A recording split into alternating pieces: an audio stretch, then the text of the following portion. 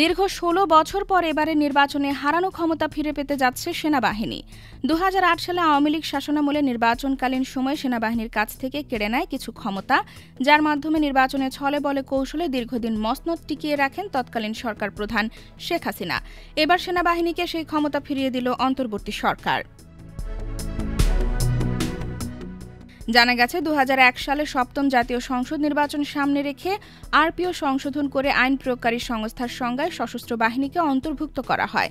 এতে একজন পুলিশ কর্মকর্তার মতোই নির্বাচনী অপরাধে বিনা পরোয়ানায় গ্রেফতার করতে পারবেন সেনা, নৌ ও বিমান বাহিনীর সদস্যরা। কিন্তু ২০০৮ সালে নবম জাতীয় সংসদ নির্বাচনে জয়ী হওয়ার পর আওয়ামী লীগ সরকার ওই সংশোধনী অধ্যাদেশে আইন প্রয়োগকারী সংস্থার সংজ্ঞা থেকে সশস্ত্র বাহিনীকে বাদ দেয়। এর ফলে নির্বাচনী দায়িত্ব পালনে police, armed police battalion, RAB, Ansar, BGB, কোস্টগার্ডের যে ক্ষমতা তা সশস্ত্র বাহিনীর থাকে না।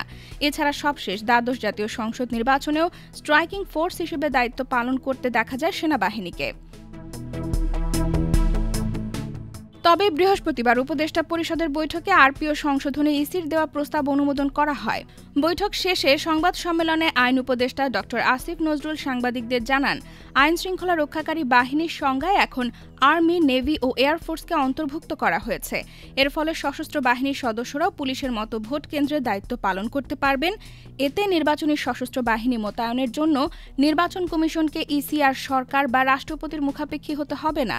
সংস্থাটি এখন নিজস্ব সিদ্ধান্তে এই ব্যবস্থা নিতে পারবে।